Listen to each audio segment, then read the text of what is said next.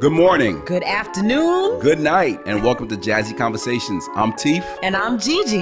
and we're excited to be here. Listen, thanks for checking in.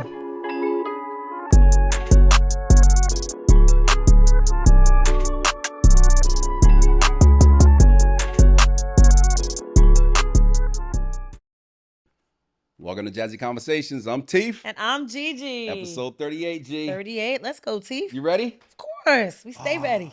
Today, so listen. Yeah. Yesterday, what'd you do?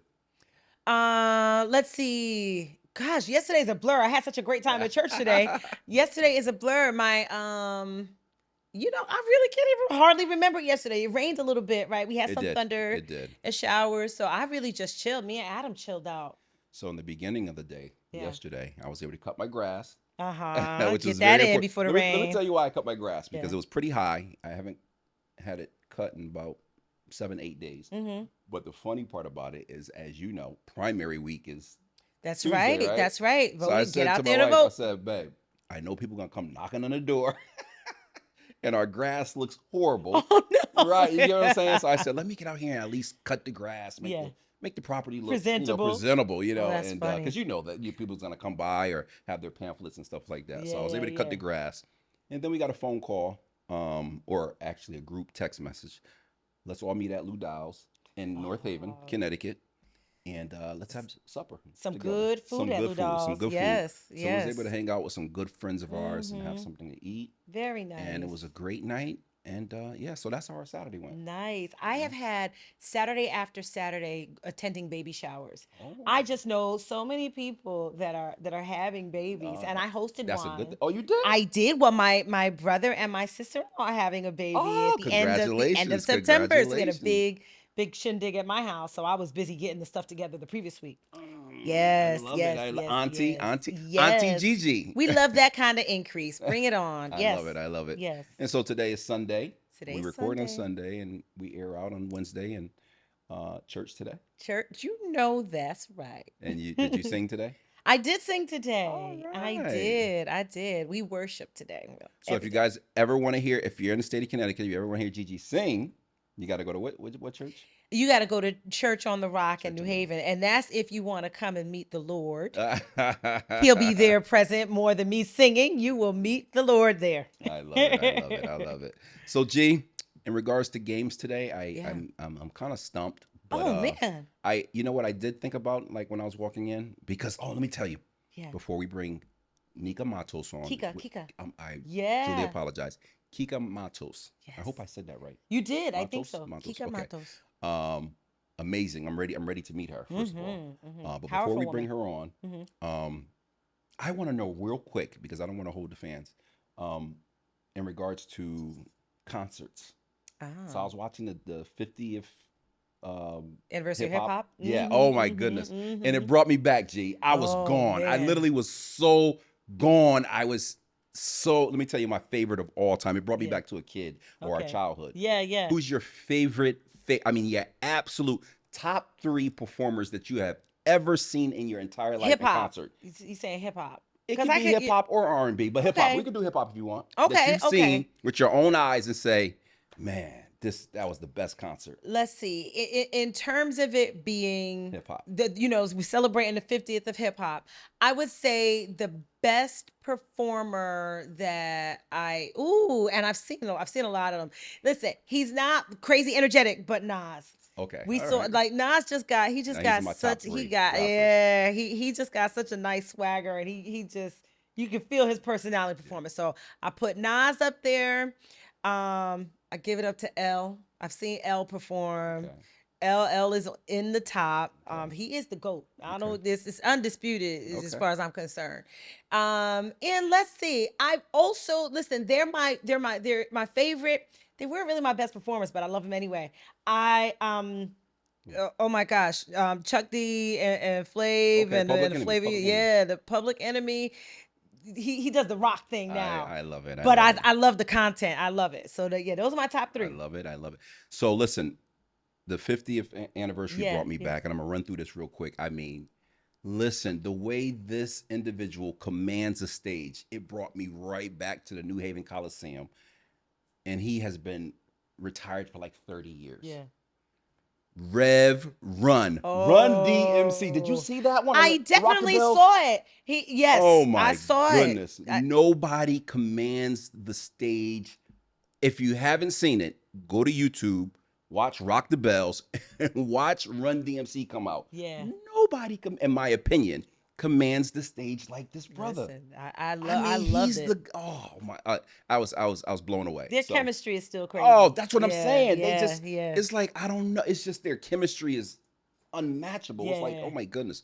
And then I will go with that I've seen in concert with my own eyes, Jay-Z, yeah. and I haven't seen him. then I'll possibly DMX. DMX gave a great concert. These are Ah, all I would downtown have New loved Haven to see Coliseum. DMX. So yeah, so that was Yeah, great. yeah, yeah, yeah. Welcome to Jazzy Conversations. I almost said I'm Teeth. Look at me. I'm I'm T. excited. I'm T. And I'm Gigi. I hope you guys are ready. You ready? Here we go.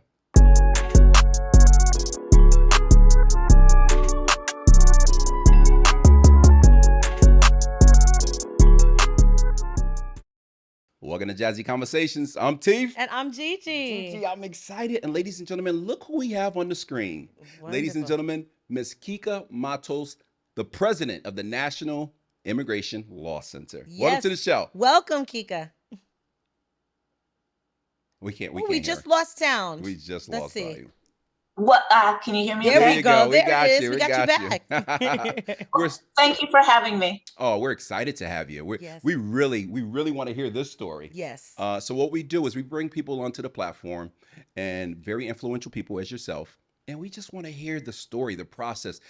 You're the National Immigration Leader President, National Immigration Leader Council. So we want to go back to the beginning. So people around the world, as you know, want to know your story. Like tell us who you are. Let's go back to the beginning because I want to know. Any siblings? Can we start at the beginning? So Of that the course. people know, National Immigrant Law Center. Law Center. Correct? There President we of the National Immigration Law Center. go. Yes. That's beautiful. We You want got the it. people to know exactly what it is that you're representing. Yes, so tell us, how did you get started? Where was the spark for you? Where did that begin? Yeah, good question. I identify myself as a Black Latina. I am a Black Puerto Rican. Okay. And from as early as I remember, I grew up in an island that doesn't always reckon with the legacy and history of racism. And I remember from a very early age that whether it was a term of endearment or it was a racial slur, I would often be identified as La Negrita, which in English translates as little black one. And just to be clear, in Puerto Rico, it can both be a term of endearment, mira la negrita, or it can be a racial slur. But I always remember, even when it was a term of endearment, having a hard time reconciling the La Negrita in an affectionate way from family to depictions of Black people on the island. And it's not specific to Puerto Rico. You see anti-Blackness all over the world. Everywhere. And I think also Puerto Rican, Latino culture, Latina culture is pretty sexist. And I remember being really angry that there were a lot of things that I wanted to do. And I would be told, you can't do that, you're a girl. And so when you ask me where does the advocacy come from, I think it comes from being born a Black Latina woman, having to constantly fight for what I thought was justice. I always wanted to be able to do what others did. I didn't always want to be singled out for my race. Okay. What would you say is your earliest memory of understanding sort of the gender and color dynamics? I couldn't really pinpoint it in any way, but I do remember there were moments of shame. And so I'll give you an example. There's a coffee that is made in Puerto Rico called Café Yaucono. I don't know if it's still, to this day, the identifier was a mammy, a Black mammy, called Mama Ine. And I remember that when people wanted to upset me, they would sometimes refer to me as Mama Ine. Oh, look at you, little Black girl, mira como Mama Ine. And I remember just feeling so, because again, you couldn't embrace your Blackness in a society that saw Blackness as something negative. And the the hierarchies in Puerto Rico are such that, the most powerful, wealthy people at the very top of the pecking order are white. So I remember every now and then I'd feel that level of shame where people would make fun of me by likening me to a Black mammy. But it was also just I wanted to just be able to do what I wanted to do without having to constantly be told, you're a girl, girls don't do that. Right? Or being surrounded. I used to watch soap operas and there were very few Black characters, but inevitably when it was a Black woman, guess what? We were wearing the uniform of exactly. Right. So that's a great question. I want to just jump back a little bit. What part of the island are you from? I'm from a small town northwest of Puerto Rico called Vega Alta, Okay. and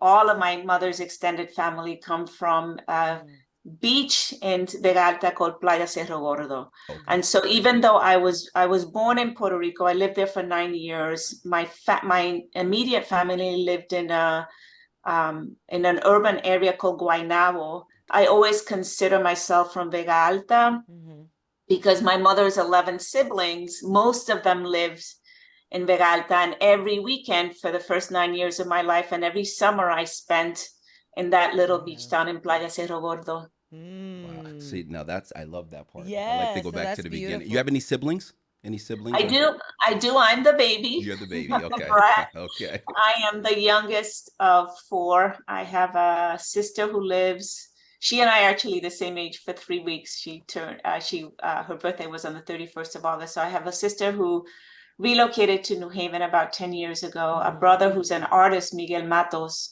who lives in Hartford, sister and a sister in LA. Okay. So we all now live in the US. And what age were you when you came to the US? You said, did you say? I was 21. So I lived in Puerto Rico until I was 9. And then my dad got a job working for the United Nations. He was an engineer by training and really specialized in the environment. And so he got a job working at the United Nations Development Program. And when I was 9, we were shipped off to Trinidad and Tobago. And so we lived there for 4 years. And then after Trinidad and Tobago, his next posting was in the Fiji Islands. So when I was 13, we moved to the Fiji Islands and I went to high school in the Fiji Islands and lived there for 4 years. And then when it was time to go to college, my dad said, you have 3 options. You can go to, since we were in the South Pacific, right? The closest big countries were Australia and New Zealand. He said, you have 3 options. You can go to New Zealand, you can go to Australia, or since we have a US passport, you can go to the US. And I had gone to an international school and most of the people in that school were from all over the world. And I had a lot of friends from New Zealand and I really liked them. And I thought, well, I'm never going to have the chance to go to New Zealand. So I picked to go to college in New Zealand. And so I was in college in New Zealand for 3.5 years. And that's really where I developed, I really fine-tuned my passion for justice and advocacy. And that's when I graduated, I thought, okay, what am I going to do now? Where am I going to go? And I decided to go to grad school. And I applied for and was accepted to the New School in New York City. So when I came to the US, I was 21, bright-eyed and bushy-tailed. Man, and dropped right in the middle of it, right? The New School in New York. I mean, there's plenty happening, a lot to advocate for. Yes, that's right. I'm enjoying the story. Absolutely. That's why I apologize. I just wanted to bring you back because I know everyone's looking and watching and they want to hear that story. That's an amazing story. I didn't want you to leave any of that out to bring us up to where we are now. As far as what type of student were you? I goofed off in college, honestly. I was 17 when I started college. I didn't know what I wanted to do. My major first was French language and literature. I discovered political science in my second year in college. I really hadn't developed the kind of intellectual curiosity that I developed later. And I always say that it was my college roommate who taught me how to study and how to develop my intellectual passion. She was a complete nerd. She was always studying. And I was going off to hang out to party and on Fridays, and she would be in her room with her nerdy friends talking about political theory. And I thought, oh my God, get a life. Gee. Seriously? Don't you want to go to a party and drink beer and talk shit? Like, what is wrong with you? But then I realized that they were studying because they loved it, and she brought it out of me. I remember one day I was working on an essay and I was really stuck, and she read it and she was like, "Oh, honey, you need some work here." Mhm. And so I went to graduate school. Really, I attribute that to her because it was really my second year that I really pivoted. I discovered political science. I discovered social justice work and realized you could actually do human rights advocacy. You could dedicate your life to fighting for justice. And so in college, undergraduate, I was not a good student really until my third year. And in my third year, I really gave it everything I had. And then by the time I got to the new school, I had learned how to study. I had developed that passion. And I found myself being that nerd like her who was spending most of my time studying, even though it was New York City. I mean, I still went out to party because, I mean, who doesn't party You in New have York balance. City? You have balance. That's right. So on this show, we crack a lot of jokes because Gigi has always been the brains. I mean, going back to high school He to now. loves this And I like story. to play and party and have a good time, and that's just how we grew up. So you have a little bit of both of us. So Yes, yes, That's yes. good. So can I ask you, when you were studying political science and those topics in New Zealand, do you think now in retrospect those are very different to study that in New Zealand versus studying it here in continental US?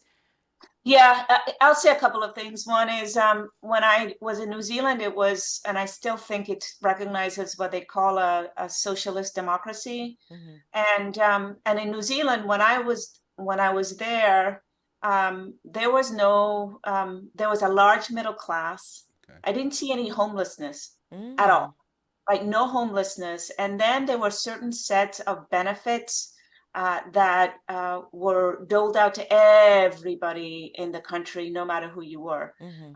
And some of them were offered to me even though I was a student. So I'll give you an example. When I was there, prescription medication cost $1, Mm. $1, right? You had access to That was medical. universal. That was Yeah, universal, amazing. universal. And so I went to college, and it's a parliamentary democracy. And so I went to college really during my formative years in a country where your health care really was a given and a human right, Mhm. right? Where there was, the right to housing, right? There were enough benefits such that people really did have a roof over their head. The indigenous culture in New Zealand is Maori, and the history is not that different from the history of Native Americans Mhm. in the US, right? A lot of the stealing of indigenous land, cheating indigenous people of their land. But there's something called the Treaty of Waitangi, New Zealand, that really was the formal treaty that, in essence, gave away all that land. And since then, New Zealanders have really engaged in an effort to give the land back to indigenous Maoris. Yeah. And then during the time I was there, I think one of the most formative things for me was rugby is a big deal in New Zealand. The All Blacks are amazing, some of the best in the country. And so were the South Africans during a period of apartheid. And I believe my first year there was a lot of turmoil in the country because the New Zealand All Blacks and the Springbok had been invited. This is the South African rugby team, had been invited to go to New Zealand to play. And some people thought it was outrageous that New Zealand would invite a country that had apartheid, right, as a system of governance to come and play. And so there was a lot. And then it was during a time also when a ship called the Rainbow Warrior that advocated for an anti-nuclear zones had been bombed by the French, right? And so there was just a lot of political turmoil, a lot of protest, a lot of lively debate about issues related to race and justice. and environmental justice. And I wasn't in college at that time. So for me, it was like, wow, Yeah. right? That was part of my own learning journey that all of us have really should be taking a stand Yeah. and showing the government what it is that we believe in. Yeah, amazing time. Great soil for the seeds of advocacy for you, right? All of these things happening as your mind is opening up to political science and justice, and that is Yes. amazing. Real Yes. quick question: how many languages do you speak? I speak three. So I the first 9 years I spoke only Spanish, Mhm. and then when we moved to Trinidad, I had to learn how to speak English. And my dad said, really, we should start speaking English at home so that you all. He said it to us so that you all learn to speak English. And my mother put her foot down and said, no, that's not going to happen. They're going to lose their mother tongue if we do that. So in this house, unless we have visitors who can't speak Spanish, we're going to speak Spanish. And so to this day, unless we have company, I still speak to my mother and my siblings in Spanish. And then one of my majors in undergraduate was in French language and literature. And so to this day, I mean, I was much more fluent in college than I am now, but every day I listen to French radio so that I don't completely forget it. Beautiful, So you Yeah. have Mama Fuerte. Mama Yes. said, with this is the law, No, right? I love it. I love it. So now at 21, you come to the U.S. How does that look when you start fighting for justice? How does that look? Paint that picture. Oh my God. I was so naive. It's embarrassing when I think about it. I mean, let's be clear, right? The US is the most powerful country in the world. It has this powerful propaganda machine, right? So I grew up everywhere I lived, the US, the culture and the US democracy was primal, right? I remember in Trinidad, the first hip hop song I ever heard was Rapper's Delight. I'm really dating myself, right? Yes. But a lot, in everywhere in the world, you look to the US for culture. The US propaganda machine paints itself as a bastion of democracy, right? This is the country that it's perfected its democracy, and all of the problems of the past, they're gone, Bring right? us your So, weak, bring us your tired, bring them, yes.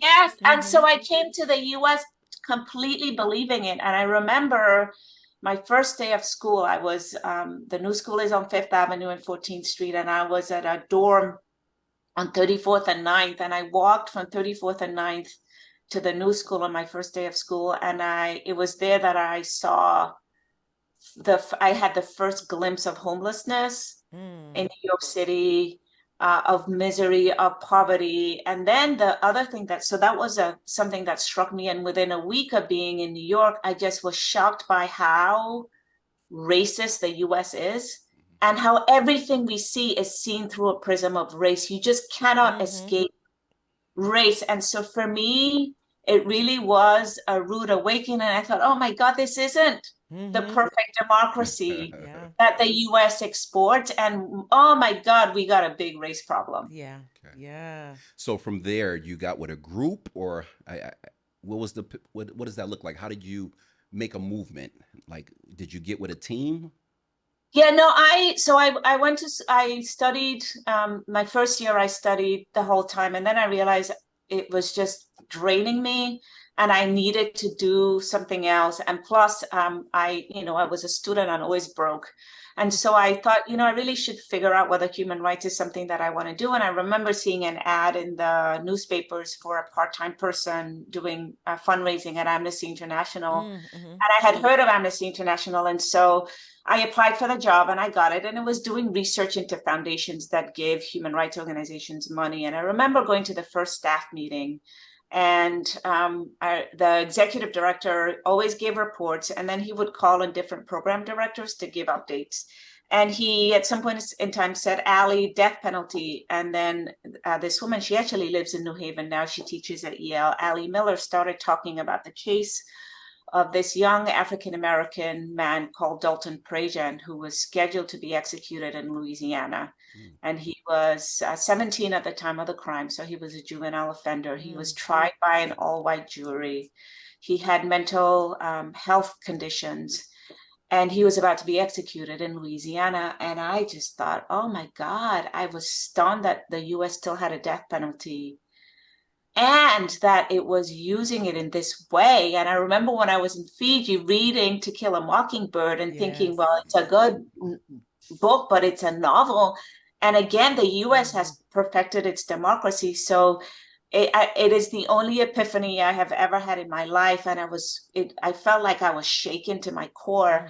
And immediately after that staff meeting, I thought, oh, I'm going to dedicate my life to fighting for abolition of the death penalty. So that when there was an opening in the death penalty department, I joined. And my first foray into doing social justice work in the US actually was on death penalty issues, first at Amnesty International. And then I was hired at the NAACP Legal Defense Fund to be an organizer. And my job was I worked with 3 lawyers. They all represented people on death row in cases that were rife with race discrimination. And most of the cases were in the Deep South. And they felt that they were losing in courts, and no one in the community really knew, and obviously no one cared since they didn't know. And they said, we want you to organize in Black communities in the South. And so my job was whenever a case, something was percolating, usually when one of their clients was close to being executed, my job was to go to the Deep South and organize in Black communities to try to get justice. That is amazing. Yeah. And you were quite young at the I time. was in my 20s. Did I know what the hell I was doing? Absolutely not. Listen, youth is wasted on the young, they say, but you had the fire and the passion to do it. And I wonder, how fulfilling was that? Like, did you find that you were making the kind of impact that you wanted to make? Yeah, it was really powerful. I still to this day consider myself despite my fancy title, I still consider myself an organizer at heart. I truly believe that that we make justice when we empower communities to rise up and speak out around issues that matter. And so there were a bunch of cases that we organized and really built up to the level where we got relief. People were not executed because of the voices of the community, where people spoke out and spoke truth to power and fought for justice. And so it was amazing.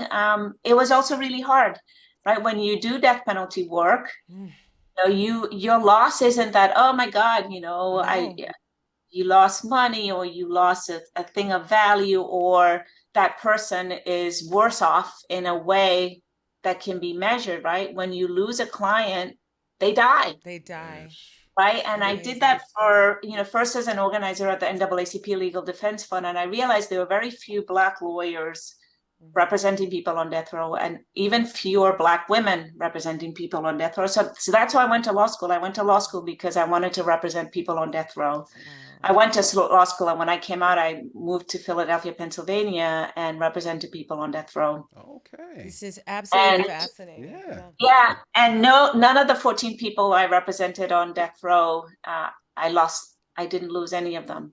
And I was very proud of that. Every single one of them was either Black or Latine. Oh my goodness. So I imagine that the organizing work is thankless, right? You work hard. So I don't know how many times you've heard it, but to your 21, 22, 25, 28-year-old self, thank you for that level of commitment and for it generating the person that we see before us now, because I know there's lots of learning and building blocks to get you to where you're leading this organization today. Absolutely. Kica, now where did you go to law school? I went to Cornell. I went to upstate New York. So I was in New York. I would say that I played hard and I worked hard. So I was a combination of the two of you, right? And then I was nearing when I decided to go to law school, I was nearing the end of my 20s. And I thought, okay, if I'm going to go to law school, I better do it now. And I didn't want to stay in New York City because I knew it was going to be really hard to study. And so I was looking for a law school that was far away, where the campus was pretty, and I had nothing to do but study. And that's really Cornell. Was. Yes. Exactly. Wow. Wow. Beautiful. So after law school, I want to transition to New Haven. How did you transition to the Elm City? Yeah, listen, I had only been to New Haven once before. Okay. And because one of the lawyers had been invited to some Yale tea, And I remember he came into my office and he said, "Hey, do you want to come with me to New Haven? I've been invited to speak to these students at a tea." And I said, "Where the hell is New Haven? Yeah, we And get that a lot. yeah, and what students from what university?" And he said, "Yale." I was like, "Oh, okay." So I went with him, and I remember just getting a cab from Union Station to Yale, and then a cab from Yale to Union Station. And I was about to go to law school the summer before I left to go to law school, and I was on the board of directors of this organization called the National Coalition to Abolish the Death Penalty. And the executive director had said to me, "Oh, there's this new guy who's about to join our board. He doesn't do death penalty work. He heads up this youth organization in New Haven called LEAP, but he's a really good guy. His name is Henry Fernandez. You should really meet him." And I said, "Oh, is he Latino?" He's like, "No, I don't think so, but he's a good guy." I was like, "Yeah, whatever." And we were meeting in Washington D.C. And I remember we were having lunch, and one of the staff attorneys at the NAACP Legal Defense Fund said, "Oh my God, there's Henry. You should meet him." And I just rolled my eyes and I just kept on eating. And then along comes this guy, and we were all introduced, and we hung out the whole weekend, and we really hit it off. But I was going to law school, and apparently he had a girlfriend, and so we were, good vibes. But I was like, okay, I'm up to law school. He had a girlfriend, and then maybe a few months into law school, I come home from school, and this was the time when there was still such a thing as phone machines, and there was a message on my machine from Henry, and he said, "I'd really love to come up to see you." And that was the beginning of a long distance relationship. And so we had a long distance relationship, and then first Ithaca and New Haven. And then when I moved to Philadelphia, it was Philadelphia, New Haven. And then at some point in time, it got serious, and he said, "You should really come to New Haven." And I said, "Oh, hell no, you need to come to Philadelphia. There's a lot more happening." So we did a lot of tussling back and forth. And I said, "Okay, I will move to New Haven, but you have to promise me that if ever there's some opportunity that comes along, and it's for me, that you have to promise that we will move." And he said, "Okay." And 21 years later, I'm still in New Haven. Still in New Haven. There's a lot happening here, right? Yeah. That's right. Kica, I like you. You want to know? I like Oh. you. Let me tell you why I like you. Because you're spilling the beans to the world, to the world. It's so funny because when you said that you had to meet Henry Fernandez, I'm thinking, oh, my track is advocacy. Okay, this is about. I was not even on the same page with you. It's like, oh, I like that. I like that. I a like romantic meeting. I love I it. like that. I like And so I'm saying in Spanish, in Puerto Rican Spanish, "Yo no tengo pelo en la lengua," which translated means I don't have any hair in my tongue. And that means that, exactly like you say, I just spill the beans. I don't have much of a filter. I love that. I love that part. Just be yourself. I love it. Listen, we have about 5 more minutes, our producer is telling us. But before we move forward, now, this is open dialogue part. Please tell us what you got going on. Anything else going on that, you would like to tell the world? Yeah, no, I've been, we talked about my death penalty work. I've been doing immigration work for 11 years, mostly inspired by the work in New Haven. And we have a crisis right now, right? We have terrible messaging and embarrassing that the mayor of New York, who is a Black man and a Democrat, is maligning immigrants and migrants. We have, now the Republican primaries are heating up, and 2 candidates who are children of immigrants maligning immigrants, and it's embarrassing. And I am one of the National Immigration Law Center has been fighting hard for advocacy for immigrants. So the work that you're doing with the National Immigrant Law Center, that's the work that you're into right now, and you tell us a little bit about what it is that you do, just sort of month to month and daily basis. Yeah, the National Immigration Law Center is 45 years old, and it's an organization that's dedicated to fighting for the rights of low-income immigrants. And we largely do it by pushing for changes in the laws and policy changes, but we do it in partnership with movements, right? There's a strong, robust immigrant rights movement, and we see ourselves and our power And our obligation is to do our work in partnership with people who are most impacted. And, for those of your audience members who are listening and are wondering, why is immigration why do we have such a big problem? It's because the last time Congress refuses to change the really broken, outdated immigration laws. The last time we had changes in the immigration laws was in 1986 under Ronald Reagan. Right. And we have, historically, right, our country, we know, is in part shaped by immigrants, but the xenophobia and this racism that we see, right, it was amplified under Donald Trump, and it hasn't really gone away. And it is what is really impacting people's ability. We have a broken law plus white supremacy on the rise, plus xenophobia and racism, and we have a really toxic mix. So we fight really to protect the rights of immigrants and to bring a sense of dignity for people who are here in this country and are immigrants, including those who are undocumented. This is beautiful.